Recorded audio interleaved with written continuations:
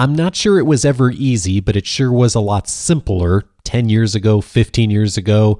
In our parents' generation and working in organizations, you reported to one person, you kept them happy, and it helped you to serve the organization well and advance your career. And the world has changed on that. Today, we all have so many different stakeholders that we report to, that we're responsible to, that we need to influence, both people above us, below us, and of course our customers and stakeholders in the industry. On today's show, how to influence numerous stakeholders. This is Coaching for Leaders, episode 240. Produced by Innovate Learning, maximizing human potential. Greetings to you from Orange County, California. This is Coaching for Leaders, and I'm your host, Dave Stachowiak. Leaders aren't born, they're made. And this weekly show will give you access to the best thinkers, resources, and actions that will help you to develop your leadership skills. And I'm glad you joined in today because a topic today that is one that has become such an important reality for so many of us and different than the world that a lot of us not only grew up in, but the business and organizational world that many of us were used to from a decade ago, and that is how to influence and even manage lots of different stakeholders. The world has really changed on this over the especially the last 5 or 10 years. We're going to talk about that a lot, and I'm really thrilled to be able to welcome today's guest who has a lot of expertise here, and that is Andy Kaufman. Andy works with organizations around the world who want to improve their ability to deliver projects and lead teams. He's a keynote speaker and executive coach with a passion for helping people get things done. And he's the host of the People and Projects podcast, which is how I heard about him originally. We have a listener who put us in touch and said that Andy would do a fabulous job of providing value to our audience. And he focuses his show on the intersection of project management and leadership, which is right in the sweet spot for so many of us. And most importantly about Andy is he's from Chicago, and people from Chicago, of course, are good people, right, Andy? Well, let's go with that. Absolutely. Great people here in Chicago. Being from Chicago, it's just such a great place. I miss being down in the city and getting to do all the fun things you get to do in Chicago. It's not quite the same out here in LA. And our snow and our cold. Well, that part, I like visiting. Right, exactly. That part I don't miss as much. Right. Well, hey, I am so glad to get connected with you and to chat about this topic because I think in the certainly when I thought of project management, I think for a lot of people, when we hear the term project management, a lot of times in the past we thought about people who are running IT projects or maybe running a construction project. And of course, that is an aspect of project management. And yet it doesn't really capture the full meaning of what project management is today, does it? Yeah, you're exactly right. In fact, I grew up in IT. Out of school, I was a software developer. And so I grew up thinking of my work as projects because that's kind of how IT does it. Certainly construction does it that way. But as I kind of had to start working with different domains and different areas, all of a sudden you realize there is some commonality there. And there's this organization, the Project Management Institute, and they've got a definition where they talk about, there's knowledge you need to have and skills, and there's tools you can use. But the key part of their definition ends with this. It's basically, what are all those things you do? And it ends with, to meet project requirements. Now, I'll tell you, Dave, what I love about that definition is it reinforces the why behind project management. Because sometimes people think, project management. In fact, I just love to watch body language of people that walk into our workshops. They're kind of like, gotta go through project management training. This is gonna be boring. But what you realize is that project management, it's not about thick methodology documents. It's not about a bunch of hoops to jump through. It really ultimately is about what are those things we do to go from idea to delivery. And inevitably within organizations, that's what we have to do regardless of our title. In fact, there's a financial services company I work with here in Chicago that this is the way they say it to their people. They say, all right, you've got your day job. So you got your day job you have to do. And then you have those things above and beyond your day job that have a due date on them. And that's where you use project management. And I think maybe you've got a listener out there, David, that doesn't have to do something above and beyond their typical day job. But I think most companies really, we're faced with that we have to keep juggling, all that we normally have to do. But above and beyond that, the boss says that we have to hit the end of the quarter with this, or we have to have this done by the end of the year. So ultimately, project management, regardless of title, I like to think of it as I guess it makes me kind of geeky here, but it's just a basic skill we need for our career, like conflict management skills, like influencing skills, like time management skills. It's project management skills. How do we get things done? How do we go from idea to delivery? Well, and you've just captured what I think, like you said, I'm sure there are people that don't fall in this category, but the vast majority of the Coaching for Leaders community is tasked with that. And if they're not tasked with it, they're the ones driving it of how do we really work something to a deliverable? How do we either deliver that internally for a larger organization, and for a lot of our community, how do we deliver that for customers? And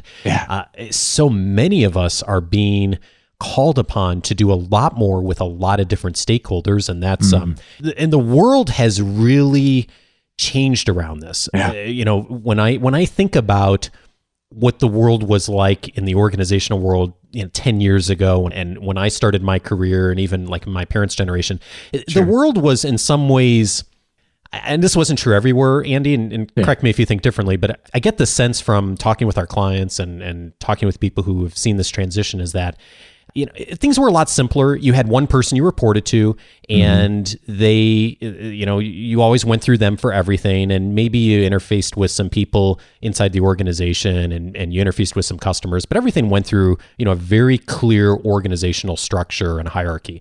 Yeah. And today, I find that even in the organizations where there's still a very clear org chart, which is not as many anymore, it seems like we're spending as much time talking with stakeholders, and in fact, probably more time in a lot of organizations, and we're even talking with a manager or the person that we formally report to, that being able to manage and influence lots of different stakeholders internally and externally is really kind of the way things are going these days.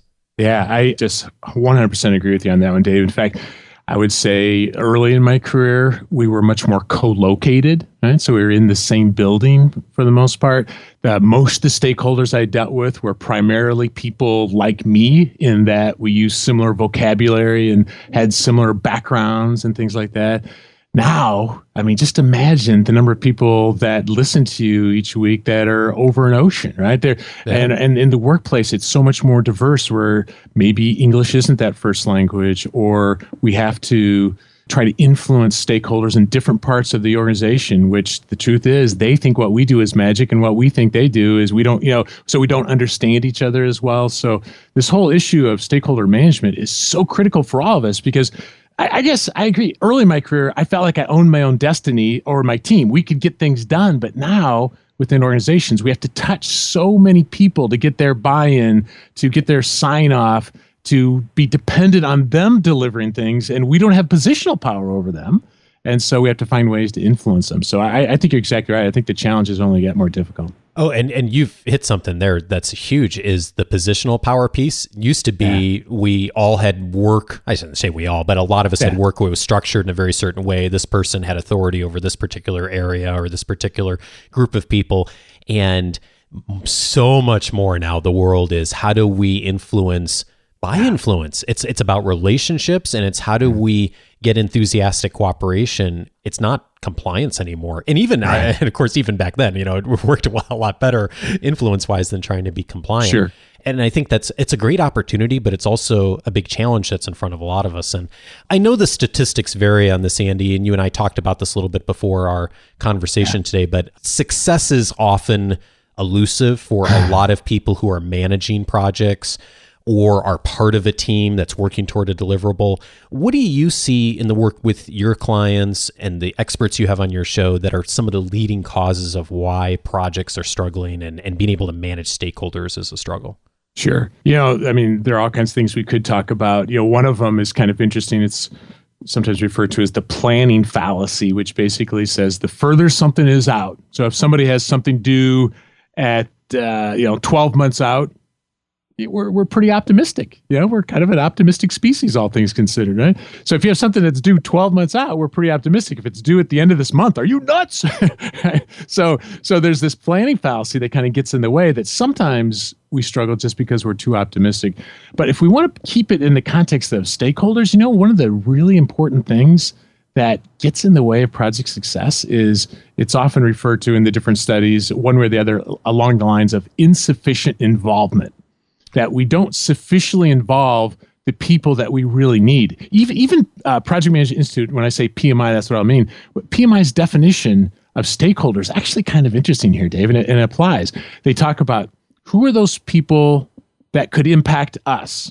So any one of us delivering a project, who is it that's out there that could impact us? Who is it that we're going to impact? And then there's actually kind of an intriguing third one, and that is, who perceives that they're going to be impact, but they're not, but they're still freaking out, Yeah. So the definition of stakeholder is really casting a very wide net there. And so what that means is we're almost always inflicting more pain or change onto the organization or to our customers than we realize.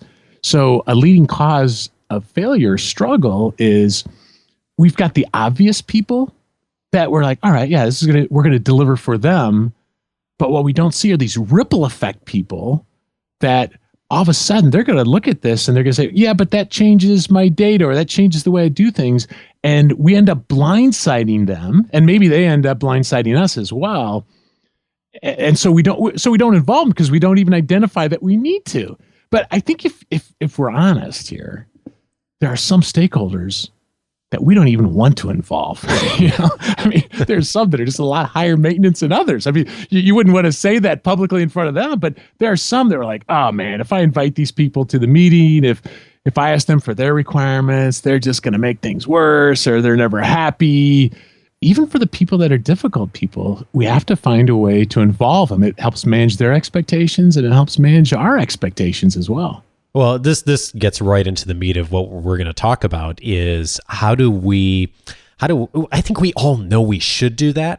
and yet, we're all humans. So, right, yeah. There's certain people that are not as easy to work with, or there's that certain customer that are like, well, maybe we won't invite that person to the meeting. And so and sometimes we don't even do it consciously, but we don't think about being as proactive as we could. And I think for a lot of us, it's just because we don't have good tactics, and we don't really know some strategies in order to really do that proactively. And so one of the types of these people, and you had identified for me in advance, is someone who's maybe in the category of being a little more unresponsive. And this can happen both someone who's internal to our organization, but it also can certainly happen with a customer too. So they've probably got good intentions, but they don't have the same sense of urgency about the project. And even sometimes it's the customer. I've run into this too, Andy, where the customer has defined the requirements, and yet they just don't have this sense of urgency to hit the deadline. And that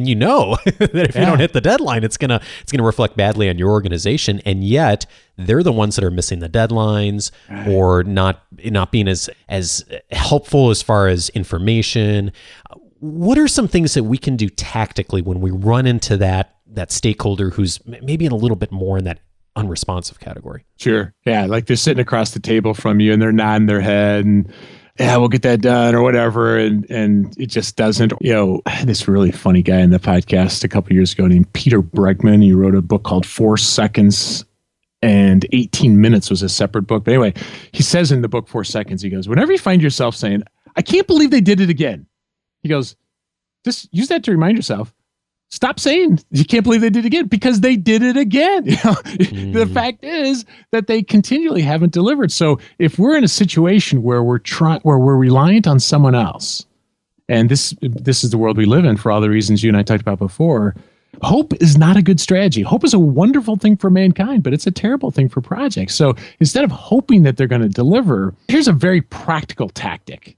I learned this from Robert Cialdini and his co-author Steve Martin about their books on influence, and they call it commitment and consistency. And the example that they give in the book is a restaurant taking a reservation. So let's say you're making reservations, for an anniversary or a special, whatever, and so you'd call, and at the end of the call, the person who's on the phone at the restaurant would say something along the lines of, all right, Dave, we've got you down for a party of 2 Saturday night, 6:30. If you can't make it, just give us a call. We'll see you Saturday night, 6:30. Right? So that's a pretty normal sort of conversation. Right. What they found is most people showed up. But of the people that didn't show up, 30% of them didn't call. And depending on the business model of the restaurant, I mean, that's money literally left on the table. And so it's actually a Chicago restaurant who did this. They changed the script just a little bit. They changed the script at the end of the call to say, if we got you down for a party of 2 Saturday night, 6:30. And by the way, if you can't make it, will you call us? Pause. Okay. Now, I mean, what are you going to say? I mean, you're really going to say no, right? I mean, I think without even thinking, all of us would say, sure, or yeah. And we're not going to go to some sort of, to-do app to kind of remind us to do that. We just, without even thinking, we say yes. That simple question dropped the no-shows from 30% to 10% overnight. Oh, okay? Interesting. Yeah. So here's the practical tip when it comes to stakeholders. Instead of saying, all right, the due date for this is 2 weeks from now, or let's say it's 8 days from now. Instead of, hey, due date's eight days from now, instead of saying, hey, let me know if you have any problems, like that would be a typical thing I would say. Hey, let me know if you have any issues.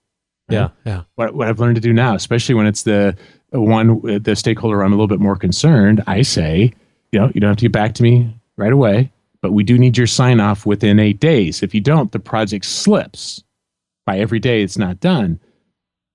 Can you hit 8 days? Pause. And, I think we could probably say there's 3 possible answers to that, yes, no, or maybe. Cialdini would say if they say yes, they're more likely to do it, especially the more public that yes is. If they say no, well, at least we know now, not 8 days from now, and we can change the conversation to, well, what's getting in the way? Is there anything I can do? But at least we understand it. The interesting one is when they say maybe, because how do you deal with that one? I just treat maybe like a no. If they say maybe, treat it like a no. It's the same thing. You ask the questions, well, what is getting in the way? What would it take to turn it to a yes? Because ultimately, if the project's going to slip, if they don't get done, we have to escalate it to let people know it's going to slip. So I find it just changes the nature of the conversation with that stakeholder. It's not a threat, it's asking a really honest question. Can you hit 8 days or whatever it is? Pause and make them answer it. And I would have no problem doing that with people who reported to me. But I got to tell you, Dave, where I struggled with that early on was, well, what if somebody's higher in the organization? Because sometimes we're dependent on those stakeholders too. Sure. But I found it's an honest question. And as long as we watch our body language and vocal tone, while we communicate that, it's an honest question. And it gets them on record of saying, can they make it or not? So it's not magic, but I have to tell you, I found it work on projects. I found it works with colleagues. I found it works with my kids. I mean, just pause, let them answer it. Yes, no, great. Maybe. So. I love it. And ultimately, you're allowing them to define the requirement, which is, especially if they're a customer, they should be defining the requirement, right? So rather than assuming that, it's 8 days because I think it's going to take 8 days, or it's 8 days because this is what we normally do as our organization, I'm putting the responsibility for that back on them, as it should be, because they're the ones that really know their organization better than we do. They know what success should look like. And like you said, at least we know in advance, even if they say something like, 8 days is too long, we need this in 5 days. Well, at least then, and you know what the expectation is and how that organization may work a little different culturally. As a tricky one is sometimes maybe's close cousin probably. So can you hit 8 days? And they go, probably. Then it feels like, maybe I don't want to escalate it. But something I learned from the Heath brothers from their book Decisive is you can set a tripwire. So let's say it's 8 days. You can say, well, listen, it sounds like you're optimistic about this. How about we set a tripwire 3 days into this? And if 3 days into it, you're on track, that's great. But if we're already behind schedule 3 days into it, let's escalate, and then we're going to have to reforecast. And so it's, once again, it's having, I just feel like it's a healthy conversation with the stakeholder. It's not a threat. It's not mean. It's just, let's have a business-based discussion of what's possible. And if they say to the 8 days, they say, no, but I can do it in 9. Right? If they, then no big maybe deal. That's okay. But as you and I have both said, at least we know it now, not having to try to scramble 8 or 9 days from now. Right? I'm just reminded of how so much conflict, disagreement comes from unclear expectations. So if we get that out of the way up front of just being real about, like you said, you're not trying to be difficult. You're just trying to be real about what's everyone's timeline for everything.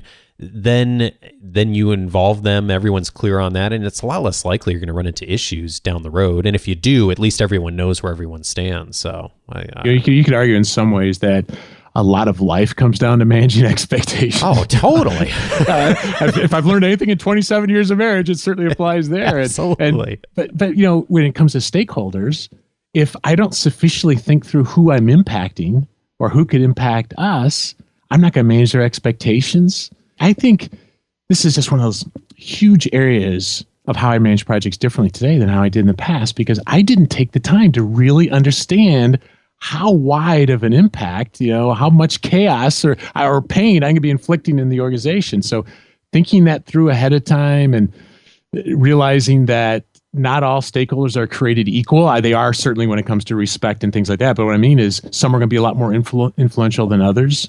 And, kind of a hack related to that is sometimes it's called the influence and involvement. You look at those two scales. How much influence or power do they have? How involved are they? And what you do is just say, man, for those people who have a lot of power and they're heavily involved, we have to manage them differently than the people that aren't really all that involved and, don't have that much power. And the hack is that sometimes we think we have to respond to every email right away, every phone call right away. If I actually have a client that they say every phone call must be answered, you have to pick it up before the third ring.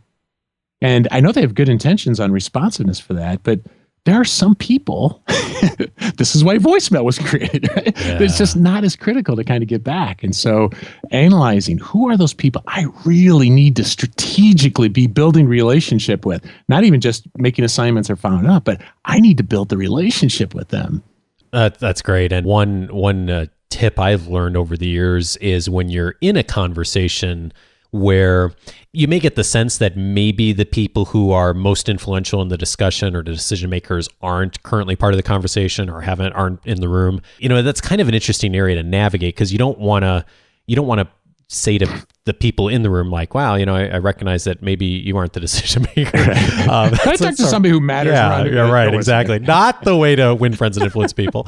But one of the great questions I learned a while back is, in addition to you, who else is important to have as part of this conversation? And I found that that's a really helpful just a data point for sometimes getting the other party thinking of like, oh yeah, we should have the VP involved in this conversation, or at least give their input, or at least have, a one-on-one with them at some point as we're going through this planning process. And that can be really helpful as far as engaging people and to do it in a very appropriate professional way. Yeah, Dave, that's brilliant. And, kind of related to that is, in the spirit of we're probably inflicting more pain or change in the organization, another question could be along the lines of, hey, do you know anybody else who's going to be impacted by this project that may not be as obvious to us? And so, because they may be able to see it. So nice. I love your thinking on that. Good. I love that question too. Cool. All right. So now I know this has never happened with you or me, Andy, that we've ever had any difficult colleague or customer that we've worked with. But for those people out there who've ever worked with someone difficult, of course, tongue in cheek, most people really do approach the workplace and their work. I'm just a big believer that very few people wake up in the morning and go to work and think like, I'm just going to make everyone's life miserable today. Right, I really do think everyone genuinely, not everyone, but most people genuinely do roll into work, get on the conference call, are part of the meeting, and they really are there wanting to do the best they can. Sometimes it doesn't always execute well, and they don't come off that way. But there are certainly people that we just don't see eye to eye with, and are the difficult people. And like we talked about up front, maybe the person that we kind of hesitate even involved in the conversation.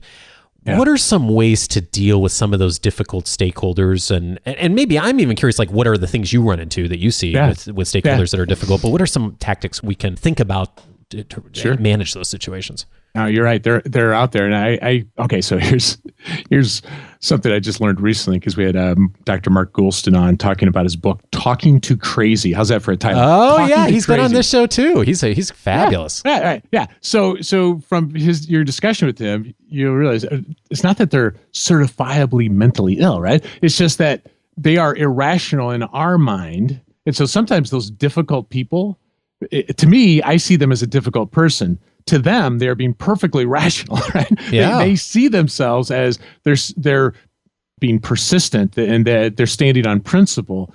And so I guess the first bit of advice is that difficult person, just realize there's a reason behind the way they're acting. It may not be obvious, and you and I may not agree that it's a valid reason, but I mean, Mark makes it clear that don't try to talk the irrational person into what is your rationality, because they're just going to think you're clueless. Right? So, I guess the key thing for that difficult person is just if we can reframe it in our mind. Okay, like I'll see somebody just getting all upset about a certain thing. Maybe they, whether it's the change that's going to happen to the organization, or they don't see this as good. And to me, it's like this is going to be a good thing. I can't believe you don't see that. But we can't talk them into be irrational. We can't say settle down. They go, oh man, Dave, thanks for telling me that. I will. It's just not going to happen. So, kind of the hack of sorts, or the tip is, can I reframe it in my mind to look at this person as a challenge? Now, what I mean by that, I mean challenge in a good way. I'm not saying it's not a problem, it's an opportunity. I'm not saying that. I'm just saying, can I reframe it in my mind of what would it take to win them or to neutralize them? And I'm not talking about in the Sopranos sort of way of neutralize, but how can we take it as a challenge to really understand this person? Like Dale Carnegie said, try honestly to see things from the other person's point of view, right? So just to see if we can get into their mind of like, why is this such a frustration point for them, even though it's not something that we see or can understand. Yeah. The book was a couple years ago called I Hear You, but one of the ideas from that I just so love, Donny Ebenstein's the author. He goes, listen to the other person's story so well that you can say it as well as them. And what I love about that is too often with that difficult stakeholder, and I'm telling you as the guy who teaches this stuff, right? So I struggle. It's so difficult for me to listen to them because I want to be working on my defense or the counterpoint. And Donny Ebenstein's point, and I Hear You, is listen to them so well that you can tell their story as well as they are. So the way it would come down would be along the lines of, well, I guess it's maybe a variation of a Carnegie principle too, but it's along the lines of, well, if I were you, I might think that as well, right? So I seem to recall it's a Carnegie thing. So in this case, it'd be well, if I were you, I think this is how I would say it. And then you tell it back to them.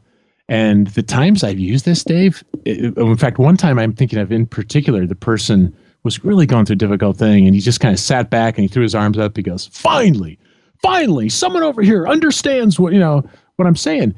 But the thing is, there was very little alignment to that position and reality. Okay. But I finally took the time, longer than it should have, to understand I need to listen to him well enough. So I'm not saying that every problem in this world can just be let's sit down and kumbaya together. But I think too often we're not listening. And if I take it as a challenge of what would it take to, if not turn them to a raving fan, at least they won't be a detractor of some sort, right? So listen to them. And it's tempting when someone treats us poorly, it's tempting to respond in kind. And so as difficult as it might feel humanly, there is wisdom in the whole turn the other cheek sort of mindset of, listen, I'm going to take the high road with them. And so sometimes when people continue to just be obstinate and difficult to deal with, they end up showing their own colors. But if we kind of fall into the, like what's the phrase, don't wrestle with pigs because you get muddy and the pigs like it, If we fall into that same thing with them, then we're just as guilty. And so, a couple other things. Sometimes people are difficult because they don't understand the why behind a decision. And so if when we're rolling something out or communicating something, whether it's a project or any sort of situation, I think too often I know the why, and maybe the leadership team that was considering it, we all wrestled with it, maybe even for months, but when it gets communicated, we don't explain the why behind the decision. So sometimes that can make a difference. And I guess one last thing that comes to mind for the difficult person is it's tempting when they are really difficult. It's tempting to say, hey, if they're at that meeting, I'm not going, or I'm not going to invite them to that meeting, that sort of thing. And, the old phrase, keep your friends close and your enemies closer. I learned from Dr. Nick Morgan that don't be like those international politicians that when they have to go to the same international meeting, they don't look at each other in the eye. You don't sit in the same room with them. You sit right next to them, and you just show that you're not afraid of it. It's not inviting them to a fight, but what you don't back off. You like Amy. We had Amy Cuddy on recently, the TED Talk about body language, and she's just like, what happens is too often we just start kind of closing in when you're around these difficult stakeholders. And to them, that's like smelling blood in the water for a shark. So it's just show confidence. The confidence is not, I'm better than you are. It's not that. It's, listen, I know my project. I've done my homework here. Yeah. I know how this will help the organization. Those sorts of things, all of those, I'd have to say, I have to draw on when I'm dealing with that really difficult stakeholder, because what you want to say is, really, do you have to be that mean about it? Or does it have to be that difficult? But, sometimes that pops up. I love the advice of being able to tell the story as well as they have told it. You and I have both done coaching, and so much of coaching is, and good leadership too, really, is understanding where you're starting from with someone or a relationship or with a team, and spending time getting really, really clear on where people are first and then moving from there. And man, so I hadn't thought about that from the standpoint of a stakeholder and really thinking about that through listening. So that's awesome. Yeah. Really cool stuff. We haven't even hit on the thing that I find the most challenging actually yet with stakeholders, because I've run into these situations, I'm sure you have too, with where people are unresponsive or they're difficult.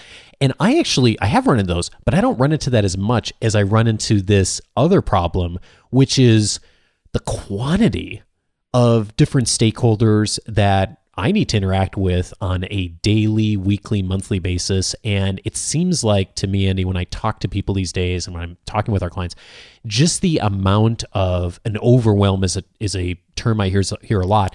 The world was a lot simpler, 10, 15, 20 years ago, and that a lot of people had just one or two reporting relationships. Sure. Now it may be that there's 10 or 15 different stakeholders who have, in some cases, competing priorities, do not have their deadlines aligned. Things are all like happening at once in some cases with multiple projects. What are some of the things that not only you've done, but the people you've worked with have done to just manage some of the quantity of all these relationships, even if they're going well? It's a great question, Dave. And I don't have any easy answers on this because every situation can vary significantly. But I've been influenced so much just in the last week by Cal Newport with his book, Deep Work. Yeah, he was just on the show recently. I mean, I don't want to exaggerate by saying it's life-altering, but I got to tell you, there's so many ideas from that have forced me to kind of relook at how I go about some things. And one of the principles that he talks about is basically life is made up of what you pay attention to. Now, that can be a pretty deep philosophical even way to look at it, but it can also look at it from a project management perspective or from any sort of leadership. What is it we pay attention to? And, there are so many things vying for our attention, right? So they're vying for our attention, and some of them are shinier objects than others. And when there's this quantity of stakeholders, there just aren't enough hours in a day to service every one of them. And to respond to every one of the either requests or to do the relationship building things that are necessary. So from a project management perspective, which can transcend into a lot of different other domains as well, one of the leading causes of success, it's sometimes referred to as executive support. Okay? So the reason I want to bring this up is even if you have hundreds of stakeholders, there's probably one or two they're going to carry the day, their opinion of what success looks like, how it's going to be measured. And one particular study from the Standish Group basically said executive support trumps firm basic requirements, things like a formal methodology, reliable estimates. The point is you can have these unbelievably great plans, but if your boss or your boss's boss or the customer or whoever it is who's like funding the project or the initiative, if they're not behind you, if they don't have your back, so to speak, forget about it, right? So the danger is looking at that quantity and say, I have to service every one of them equally. More so, it's, all right, who are these strategic people that I really, in Cal's terminology, that I need to get my most attention on these people here. And I'd argue it's often up and out. Not to say we ignore our team, but too many of us fall into the trap of micromanaging our team and not doing enough of the relationship building, like Herminia Ibarra calls it, narcissistic relationships. Our networks are narcissistic, and what she means by that is that we're just too much like us. So if you're in IT, all your real relationships are within IT. They're not further out in the organization. And so we just have to say, listen, the boss or the boss's boss, whoever is judging the value of this class or this particular project or initiative, how are they going to define success? What keeps them awake at night? Who else are these strategic people that if I can keep them informed, but not just informed, I guess in the large quantity issue that you're talking about here, Dave, I mistake keeping informed for keeping satisfied. And if I've learned anything in 27 years of marriage, I'll say this too. There's a difference between keeping my wife informed and keeping her satisfied. Yeah, pretty much any relationship too. Right, exactly, yeah. And so for those people, even though there might be dozens or hundreds of them, who are the most important people that we need to really keep satisfied, that we really need to be listening to? And it's not always obvious up front, but if it's not obvious, or because maybe we don't have those relationships, by spending enough time understanding the culture of the organization and some of the other factors there, it can help. But where I have buried myself in the past, and I've seen too many overwhelmed executives, is we just try to treat everyone the same way. And you'd argue there's nothing as unequal as equal treatment of unequals, right? I mean, that's a Ken Blanchard phrase. We can't manage everyone the same way in the spirit of situational leadership. So same thing with our stakeholders. And I really am intrigued by that term, almost narcissistic network. Is that the term used? Yeah. Her book is Act Like a Leader, Think Like a Leader. And she's something like in the top 10 of the Thinkers 50. And I personally think it's a great book. Act Like a Leader, Think Like a Leader. I think it's a 2015 book. And nice. It's a great resource for people who are just new to a new level. Because maybe we feel comfortable in our current level, but when we go to that next level, all of a sudden I don't know if I feel like a VP, or I have these internal doubts. And she has a lot of ideas there. And so before you get there, of building these relationships further out, that's one step of her whole process there. So that's really interesting. And I think so many of us fall in the trap of, we tend to just, build our networks within our own specialty or industry or our own network. And it's one of the reasons I haven't engaged very much with like some of the training, development, coaching organizations, is I'm thinking like, wow, limited time. I'd rather spend time where my clients are, where are they going as far as their conferences and organizations. And so it's really, I love that framework, but we'll track it down and get it in the show notes too. Speaking of the show notes, you have a resource for folks who'd like to, if this has been intriguing to you, this has been really valuable for me, of just thinking through some strategies on how to manage and influence different stakeholders. You have some resources as well, Andy, for folks, and also an offer for folks if they want to really dive into this even more. Yeah, I would encourage somebody that if they're listening and they say, well, I haven't really thought of myself as a project manager, but maybe a little bit more open-minded to the fact that we all have to deliver.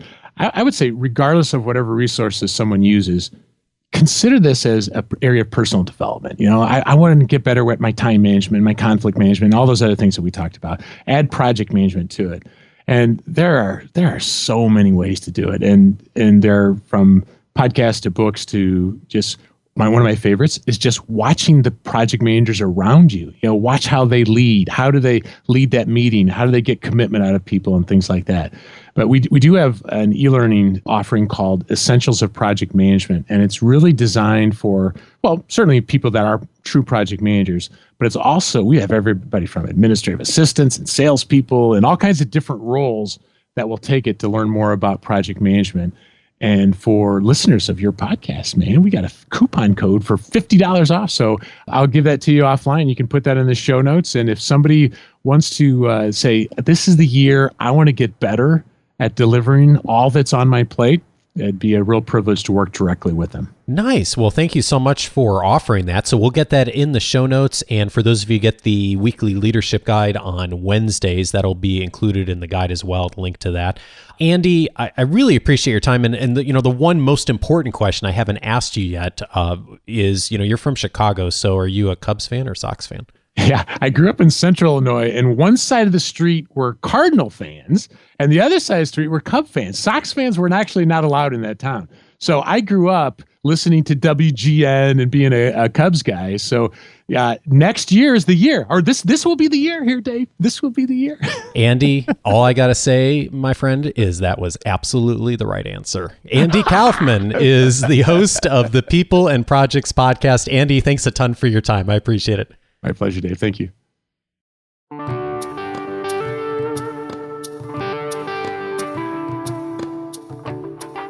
Thank you to Andy. I love that perspective on telling the story of others as well as they can tell it.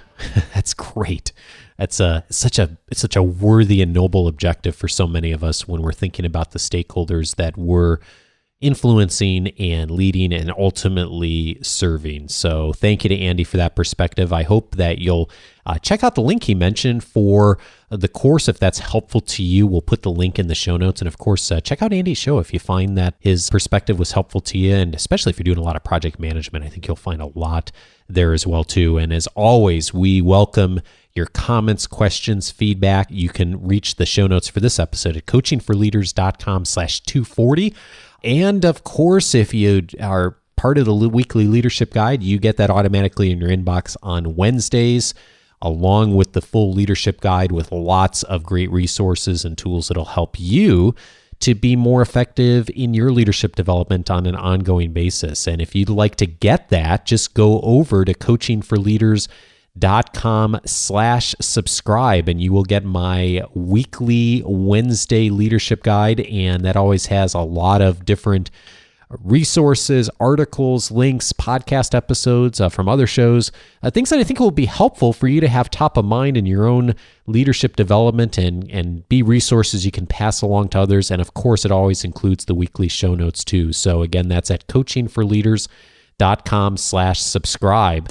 And we're always also looking for questions for the first Monday of the month Q&A shows. And so if you're thinking about something, maybe struggling with something, and want our perspective on it, go to coachingforleaders.com/feedback and you can submit your question there.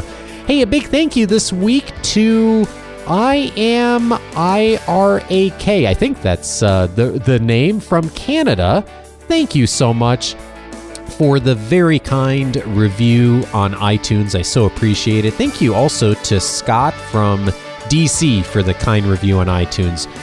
It's a huge help when there are reviews written on iTunes for more people to find the show. If you'd like to write one too, if you've been listening for a bit and have something to say about the show, go to coachingforleaders.com/iTunes and have a great week. And I look forward to seeing you again next Monday. Take care.